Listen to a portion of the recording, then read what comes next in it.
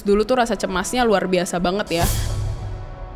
Ada masalah ini dipendem, masalah ini dipendem, pendem. Kadang kita sedih, nggak tahu kenapa, stres, nggak tahu kenapa. Padahal ternyata di dalam tuh memang sudah menumpuk aja. Ih, berarti gue sakit dong gitu. Apa yang pernah kalian dengar tentang kesehatan mental? Kalau menurut aku kesehatan mental di lingkungan remaja itu sekarang cukup rendah ya, karena kalau saya lihat juga sering kayak ada beberapa cukup banyak remaja-remaja yang mengalami mental issue juga gitu. Mental issue apa yang menurut kamu secara pribadi sering kamu dengar dan sering terjadi di lingkungan remaja? Mungkin salah satunya adalah insecurity, terus juga ada PTSD, post traumatic gitu. Jadi kayak mereka punya masa lalu yang sampai sekarang tuh masih menghantui mereka istilahnya begitu. Dan itu cukup aku sering dengar sih dari teman-temanku dan juga dari beberapa orang di lingkungan remaja yang mengalami itu gitu. Tapi kalau dari pengalaman pribadi, jujur aku pernah merasa ada di mana kesehatan mental aku ini terasa terganggu justru saat aku masih sekolah. Jadi kalau misalnya aku sekarang bandingin kesehatan mental aku sekarang dengan kesehatan mental aku saat aku masih sekolah, jujur kalau dipikir-pikir kayaknya lebih parah saat aku lagi di sekolah gitu ya. Mungkin karena saat masih di sekolah rasanya tuh pergaulan kita tuh adalah dunia kita gitu loh. Jadi apa yang terjadi di sekolah, yang terjadi di pergaulan itu yang mendefinisikan diri aku dulu. Dan mungkin karena ada beberapa kesalahan atau ada beberapa omongan, dari dulu aku yakin orang-orang udah punya isunya masing-masing dalam dirinya. Tapi untung aja sekarang makin banyak orang yang sadar bahwa isu ini tuh bahkan lebih banyak dirasain sama anak-anak yang lebih muda gitu kan. Tapi kalau misalnya boleh kamu cerita dulu itu sebenarnya yang paling kamu itu apa, kecemasan kah atau insecure kah atau hal-hal apa yang membuat Jibung mengalami itu dulu di masa-masa sekolah? Apa ya, aku nggak ke dokter ya, jadi aku nggak bisa mendiagnosa diri aku sendiri. Tapi aku tahu kayaknya ada yang salah waktu itu. Justru aku ke dokternya itu sekarang ini.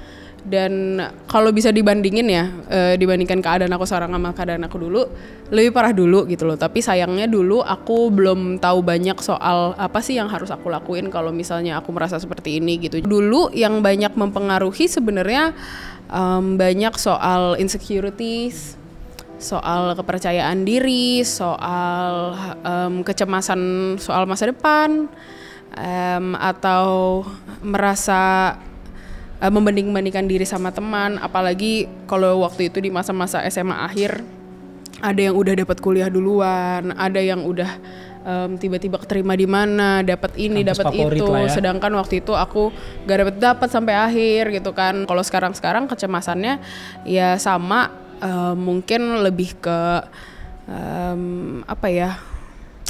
kecemasan soal masa depan. Dari sisi cewek apa yang bikin cemas, khawatir?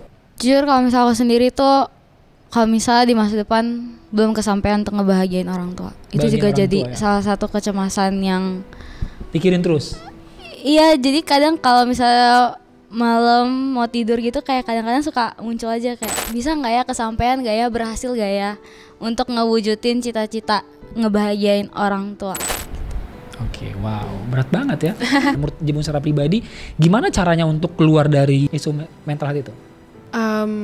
Menurut aku untuk bilang gimana cara keluarnya itu susah sih Kak, karena itu menurut aku untuk bisa keluar itu pun butuh proses yang panjang. Bahkan ada orang yang progresnya kecil-kecil, ada yang mungkin making big progress, ya tiap orang beda-beda gitu loh. Tapi menurut aku dari pengalaman aku pribadi yang sangat-sangat membantu aku itu adalah aku menemukan kegiatan atau orang yang bisa aku luapin emosi aku ke situ gitu.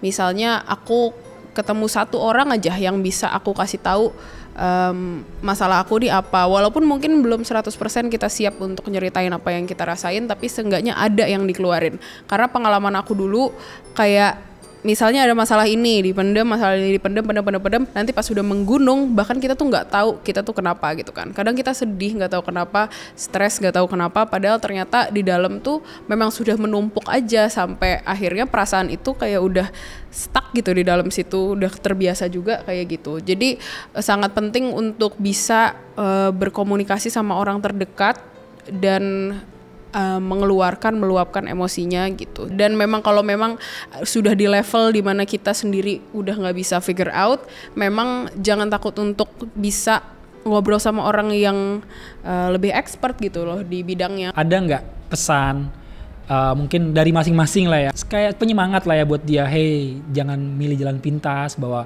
Tuhan tuh masih sayang sama lo gitu kan. Kalau dari aku, buat kalian yang merasakan ada banyak masalah, kalian boleh cerita ke siapa aja, jangan pendam sendiri, karena kalau sedang sendiri itu makin berat. Jadi kalian harus cerita banget ke orang-orang di sekitar kalian yang kalian percaya, dan juga kalian harus tahu kalau kalian itu berharga di mata Tuhan. Buat kalian semua yang mungkin di luar sana lagi ngerasa gue nggak ada siapa-siapa, kayak gak ada yang ngertiin gue, tenang, kalian gak sendirian, karena semua orang tuh pasti pernah ngerasain, pernah mengalami hal serupa dengan kalian. Mungkin gak sama, tapi the feeling of kita sendirian tuh pasti tiap-tiap orang tuh pernah ngerasain itu.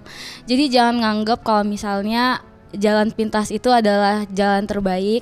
Tapi kita coba ingat lagi, ada orang-orang di sekeliling kita tuh yang masih peduli sama kita. Mungkin kitanya aja yang terlalu menutup diri, gak mau ngeliat mereka, padahal mereka tuh selalu ada sama kita. Jadi kayak jangan nyerah sama hidup kalian, karena Tuhan aja gak nyerah sama kalian. Jadi kalian jangan nyerah sama hidup kalian sendiri. Tuhan tuh selalu janji kalau misalnya dia akan melindungi kita dan menjaga kita sama kita hidup gitu loh. Kalau misalkan bunga di ladang dan burung-burung aja Tuhan pelihara, apalagi kita anak-anaknya Tuhan. Oke, dari Jebung, penutup Jebung mungkin. Ini yang aku selalu pegang saat aku lagi putus asa. Aku selalu memikirkan mimpi-mimpi aku, selalu memikirkan orang-orang yang aku sayang, dan selalu memikirkan momen-momen paling menyenangkan dalam hidup aku sendiri gitu. Dan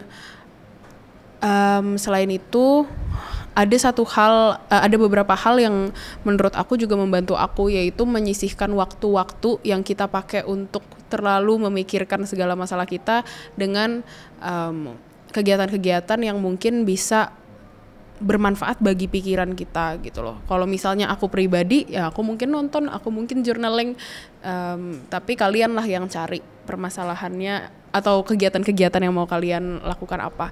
Tapi hal paling penting yang sangat-sangat membantu aku adalah dari kecil aku selalu ngelihat doa itu ya saat aku mau makan, saat aku mau tidur, saat aku bangun. Udah itu aja. Jadi doa tuh seakan-akan dari dulu selalu jadi kayak cuma izin aja sama Tuhan, tolong ya ini dijagain makanannya, tolong ya diinin makanannya. Tapi akhir-akhir ini ternyata saat aku mengubah doa itu jadi sesi aku cerita sama Tuhan, itu jadi membantu banget buat aku saat aku sendirian. Punya pegangan seperti Tuhan yang bisa kita ceritain apa aja, itu sangat-sangat membantu aku gitu loh. Jadi jangan pernah merasa sendirian, selalu ada Tuhan yang bisa dengerin doa kamu. Secara pribadi bagaimana Yesus ya, Tuhan Yesus secara pribadi akhirnya juga bisa membantu Jebung untuk bisa handle setiap masalah-masalah? Mungkin aku memang selalu percaya kekuatan doa sih, karena balik lagi tadi gitu loh, saat aku dulu tuh sempat loh aku ada masa-masa kayak aku lupa doa gitu, aku ngelupain kuatnya atau berpengaruhnya doa dalam hidup aku gitu loh. Dan sekarang ini aku ngerasa pentingnya Tuhan Yesus di hidup aku ya sebagai teman aku gitu, sebagai sebagai sosok yang juga jadi Tuhan yang jadi pedoman aku hidup gitu loh, jadi arah aku hidup gitu loh. Karena dan apalagi setiap minggu, setiap gereja atau memang ada pelayanan, aku ngerasa itu juga jadi hiburan juga gitu loh buat aku. Jadi bukan karena dulu ya, kalau aku kan dulu zaman-zaman sekolah minggu kayak dipaksa gitu loh sama orang tua, kan didorong-dorong, udah lo ikut ini. Kalau sekarang ini aku entah kenapa aku akhirnya senang sekali bisa nemuin ada rasa terhibur gitu loh untuk berada dalam gereja gitu, ketemu orang-orang yang juga satu arah sama aku, ketemu sama lingkungan yang mendukung aku gitu. Dan saat pelayanan aku juga merasa terhibur gitu loh. Jadi gitu sih kira-kira. Apa ayat firman Tuhan yang nguatin Jebung? Ayat favorit aku ini ya, yang menuntun aku. Iya. Dari 1 Korintus 6 ayat 19, atau tidak tahukah kamu bahwa tubuhmu adalah bait Roh Kudus yang diam di dalam kamu, Roh Kudus yang kamu peroleh dari Allah, dan bahwa kamu bukan milik kamu sendiri. Kenapa aku suka ayat ini? Karena ini selalu ngingetin aku bahwa berbuat baik bahkan cuma pada diri aku sendiri aja itu udah bentuk ibadah aku terhadap Tuhan gitu loh. Bahkan saat kita mencintai diri kita, saat kita merhatiin kita makan apa belum, kita udah melakukan hal baik apa belum hari ini, itu udah juga termasuk ibadah buat Tuhan. Wow, ini pembahasan yang luar biasa ya ternyata ya teman-teman semuanya. Jebung, thank you so much loh. Thank you so much buat kalian nih Tunas Bangsa Greenfield. Kita tepuk tangan lagi buat kalian. Thank you so much sudah mau berbagi panjang lebar buat kita. Jebung juga terima kasih. Dan jangan lupa terus dukung Super Youth dengan cara apa? Subscribe! God bless you guys!